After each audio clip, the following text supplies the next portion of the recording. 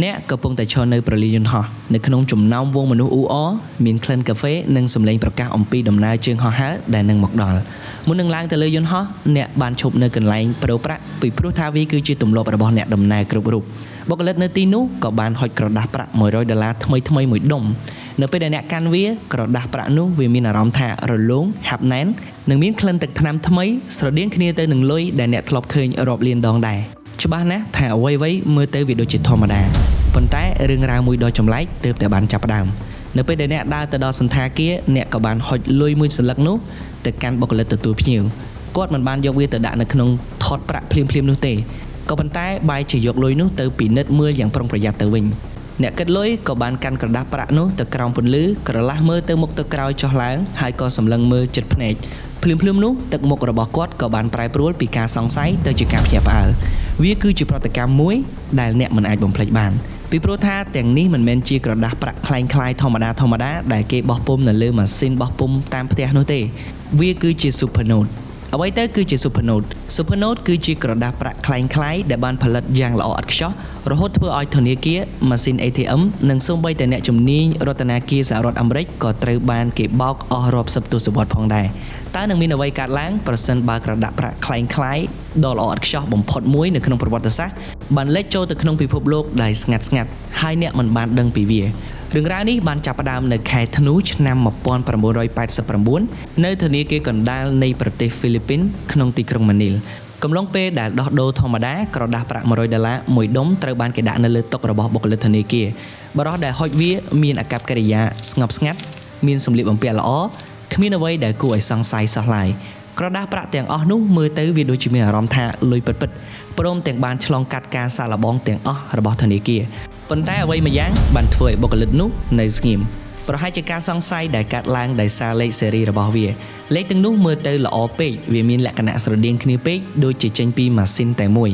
ជំនួសឲ្យការទទួលយកវាបុគ្គលិកទាំងនោះបានហុចក្រដាសប្រាក់ទាំងនោះទៅដល់កាន់អ្នកគ្រប់គ្រងរបស់គាត់ហើយក៏ចាប់ផ្ដើមសួរយឺតតើលោកយកលុយទាំងនេះមកពីណាភ្លាមនោះទឹកមុខបរិះម្នាក់នោះក៏បានប្រែប្រួលភាពស្ងប់ស្ងាត់ដែលគាត់ព្យាយាមលាក់បាំងក៏រលាយបាត់អស់គាត់មិននិយាយអីមួយម៉ាត់ទេគ្រាន់តែងាកក្រោយដើរចេញយ៉ាងលឿនរួចក៏បុកពួយរត់បាត់មុនពេលដែលសន្តិសុខអាចចាប់គាត់បានពេលនោះហើយដែលរឿងចាប់ផ្ដើមកាន់តែធ្ងន់ធ្ងរក្រដាសប្រាក់គួរឲ្យសង្ស័យទាំងនេះត្រូវបានគេវេចខ្ចប់និងបញ្ជូនដោយប្រុងប្រយ័ត្នទៅកាន់ទីស្នាក់ការកណ្ដាលរបស់ភ្នាក់ងារសម្ងាត់អាមេរិកនៅក្នុងទីក្រុង Washington DC នៅទីនោះហើយដែលក្រដាសប្រាក់ទាំងនោះក៏បានក្លាយទៅជាករណីដ៏សំខាន់បំផុតមួយនៅក្នុងប្រវត្តិសាស្ត្រដែលវាមានលេខរៀង C14342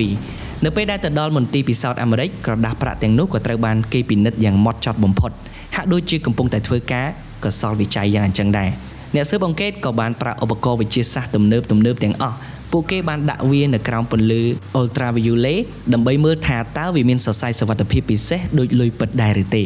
ពួកគេប្រើមីក្រូទស្សន៍ដ៏មានអានុភាពដើម្បីពិនិត្យមើលទៅលើទឹកថ្នាំនិងកន្លែងបោះពុម្ពពួកគេថែមទាំងបានប្រើការវិភាគរលកពន្លឺដើម្បីសិក្សាសមាសធាតុគីមីនៃទឹកថ្នាំថែមទៀតផងហើយលទ្ធផលពិតជាគួរឲ្យភ្ញាក់ផ្អើលមែនទែនដែលក្រដាសប្រាក់คล้ายៗទាំងនេះគឺបានចម្លងតាមរូបមន្តដូចលុយពិតរបស់សហរដ្ឋអាមេរិកគឺកប្បាស 75% និង linen 25% ដែលមានតែក្រុមហ៊ុន Crane Paper Company មួយគត់ដែលអាចផលិតសម្រាប់រដ្ឋាភិបាលសហរដ្ឋអាមេរិកជាងនេះទៅទៀតពួកវាត្រូវបានគេបោះពុម្ពនៅលើម៉ាស៊ីនដូចដែលរដ្ឋាភិបាលសហរដ្ឋអាមេរិកក្រុមអ្នកជំនាញមិនអាចរកឃើញភាពខុសគ្នារវាង Supernote និងលុយពិតបានឡើយទោះតែពួកគេពង្រីកមើលក្រោមមីក្រូទស្សន៍យ៉ាងល្អិតល្អន់ទើបពួកគេបានឃើញតម្រុយតូចៗពីរទី1គឺវាមានគម្លាតតូចមួយនៅជិតរូប Franklinហើយទី2គឺបង្គោលភ្លើងនៅខាងផ្ទៃខាងក្រោយវាមានបន្ទាត់ក្រាស់ជាងធម្មតាបន្តិចភាពមិនល្អឥតខ្ចោះតូចនេះហើយដែលបានចាប់ផ្ដើមលាតត្រដាងការពិតដ៏ធំសម្បើមមួយក្រដាសប្រាក់ទាំងនោះត្រូវបានគេដាក់រហស្សនាមដ៏ល្បីល្បាញថា Supernote ក្រដាសប្រាក់คล้ายៗដែលល្អឥតខ្ចោះដែលត្រូវបានបង្កើតឡើងដើម្បីបោកប្រាស់គ្រប់គ្នាតម្រុយដំបូងមិនមែនបានមកពីផ្កាយរណបឬក៏អ្នករត់ចោលស្រុកនោះទេ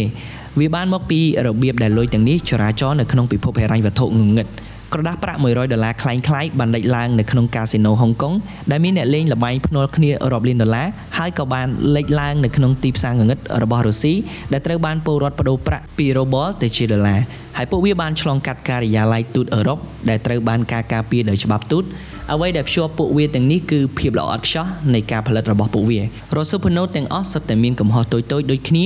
ហើយនោះហើយគឺជាសញ្ញានៃគ្រោះថ្នាក់នៅក្នុងឆ្នាំ1994អ្នកការទូតកូរ៉េខាងជើង4នាក់ត្រូវបានចាប់ខ្លួនជាមួយនឹងសន្លឹកក្រដាស់ប្រាក់คล้ายៗចំនួន$430,000ពីឆ្នាំក្រោយមកស្ត្រីម្នាក់ដែលមានលិខិតឆ្លងដែនកូរ៉េខាងជើងក៏ត្រូវបានចាប់ខ្លួននៅកម្ពុជាជាមួយនឹងលុយคล้ายៗរាប់សែន$ទៀតពួកវាតែងតែជាក្រដាស់ប្រាក់ដូចគ្នាហើយវាមានចំណុចល្អឥតខ្ចោះគួរឲ្យខ្លាចដូចគ្នាភ្នាក់ងារស៊ើបការសម្ងាត់របស់សហរដ្ឋអាមេរិកគេចាប់ផ្ដើមតភ្ជាប់ចំណុចទាំងអស់ហើយឈ្មោះមួយបានលេចឡើងនៅក្នុងរបាយការណ៍ផ្ទៃក្នុង Room 39នេះគឺជាការិយាល័យសម្ងាត់នៅជាន់ទី3នៃស្នាក់ការគណៈបកពលករនៅក្នុងទីក្រុងភ្យុំយ៉ាងក្រោយសហភាពសូវៀតដួលរលំនៅក្នុងឆ្នាំ1991កូរ៉េខាងជើងបានបាត់បង់ប្រភពជំនួយសេដ្ឋកិច្ចរបបនេះត្រូវការរូបិយប័ណ្ណ$ដើម្បីបន្តដំណើរការដូច្នេះពួកគេបានជ្រើសរើសនៅផ្លូវមួយផ្សេងទៀតបើសិនជាមិនអាចរកលុយ$តាមរយៈការជួញដូរស្របច្បាប់បានទេពួកគេនឹងបោះពុម្ពវាដោយខ្លួនឯងយកតែម្ដង Oh my god សាហាវខ្លាំងមែនទែនកូរ៉េខាងជើងរោងចក្រសម្ងាត់ដែលមានឈ្មោះថា Plan 62ត្រូវបានគេសាងសង់ដូចជាបន្ទាយយោធាមួយយ៉ាងអញ្ចឹងវាមានរបងបន្លាលួសជាច្រើនជាន់ជញ្ជាំងបេតុងនិងប៉មដែលមានបំពាក់ទៅដោយកាំភ្លើងធំៗនៅខាងក្នុងគឺជាម៉ាស៊ីនបោះពុម្ពលុយដ៏ធំដែលបង្កើតស៊ុបហាណូតដូចជាលុយពិតៗរោងចក្រនេះបានផលិតស៊ុបហាណូតរាប់លាន$នៅក្នុងមួយឆ្នាំគ្មានអ្នកជំនាញណាអាចបែងចែករវាងក្រដាស់ប្រាក់ពិតបានឡើយអាមេរិកមិននៅស្ងៀមទេរហូតដល់ឆ្នាំ1966រដ្ឋាភិបាលអាមេរិកក៏បានបង្ហាញក្រដាស់ប្រាក់$100ដែលត្រូវបានរចនាឡើងវិញទាំងស្រុងរូប Franklin ត្រូវបានពង្រីកនិងផ្លាស់ប្ដូរទីតាំងដែលវាជាសារមួយផ្ញើទៅកាន់ភ្យុំយ៉ាងថាយើងដឹងថាអ្នកកំពុងធ្វើអ្វីយើងកំពុងមើលហើយយើងនឹងកែសម្រួលលឿនជាងអ្នកទៅទៀតប៉ុន្តែការឆ្លើយតបរបស់កូរ៉េខាងជើងកាន់តែអង់អាចជាងនេះទៅទៀតតិចជាង2ឆ្នាំក្រោយមកក្រដាស់ប្រាក់คล้ายៗថ្មីមួយនៃរូប Franklin ក្បាលធំបានលេចឡើងនៅធនាគារនៅក្នុងទីក្រុងឡុងពួកគេបានចម្លងទឹកថ្នាំពណ៌ដែលផ្លាស់ប្ដូរបានយ៉ាងត្រឹមត្រូវវាហាក់ដូចទៅជាសង្គ្រាមសម្ងាត់រវាងសត្រូវពីរនាក់ដែលមិនដែលជួបមុខគ្នាអាមេរិកក៏គេបានប្រើឧបករណ៍ដែលមានប្រសិទ្ធភាពជាងបច្ចេកវិទ្យាបោះពុម្ពទៅទៀតអំណាចស៊ើបអង្កេតពេញលេញរបស់ FBI យុទ្ធនាការដូចជាប្រតិបត្តិការ Royal Charm និង Smoking Dragon បានបញ្ចូលភ្នាក់ងារសម្ងាត់នៅក្នុងទីក្រុងបណ្ដាញជួញដូរលុយคล้ายៗហើយពួកគេបានតាមដានអក្រិតជនរហូតទៅដល់កាស៊ីណូនៅក្នុងទីក្រុង Las Vegas ទីបំផុតពួកគេបានចាប់ខ្លួនមនុស្សជាច្រើនអ្នកនឹងរឹបអូសយកលុយคล้ายៗបានរហូតទៅដល់$4.5 លានឯណោះប៉ុន្តែអាវុធដ៏មានឥទ្ធិពលបំផុតរបស់សហរដ្ឋអាមេរិកគឺហិរញ្ញវត្ថុនៅខែកញ្ញាឆ្នាំ2005រដ្ឋាភិបាលអាមេរិកក៏បានបង្កគណនីធនាគារកូរ៉េខាងជើងចំនួន$25 លានទាំងនោះគឺជាលុយផ្ទាល់ខ្លួនរបស់មន្ត្រីកម្ពុជានៅក្នុងរបបនោះដែលពួកគេធ្លាប់បានប្រើសម្រាប់បេសកកម្មការទូតនិងប្រតិបត្តិការសម្ងាត់ភាពឯកោផ្នែកហិរញ្ញវត្ថុនេះបានធ្វើឲ្យកូរ៉េខាងជើងពិបាកនៅក្នុងការធ្វើប្រតិបត្តិការហើយក៏បង្ខំចិត្តឲ្យពួកគេចាប់ផ្ដើមចរចាអំពីអាវុធនុយក្លេអ៊ែរគួរឲ្យហួសចិត្តមែនទែនអាវុធរបស់កូរ៉េខាងជើងផ្ទាល់ត្រូវបានគេយកមកប្រើប្រឆាំងនឹងខ្លួនឯងទៅវិញតាមរយៈការក្លែងបន្លំប្រាក់$របបនេះបានធ្វើឲ្យខ្លួនឯងពឹងផ្អែកទាំងស្រុងទៅលើប្រព័ន្ធហិរញ្ញវត្ថុដែលខ្លួនកំពុងតែព្យាយាមបំផ្លាញរលក្ខណៈសុវត្ថិភាពទាំងអស់នៅលើលុយសពថ្ងៃគឺជាការឆ្លើយតបទៅនឹងសង្គ្រាមសម្ងាត់មួយនេះហើយការប្រុងប្រយ័ត្នក៏នៅតែបន្ត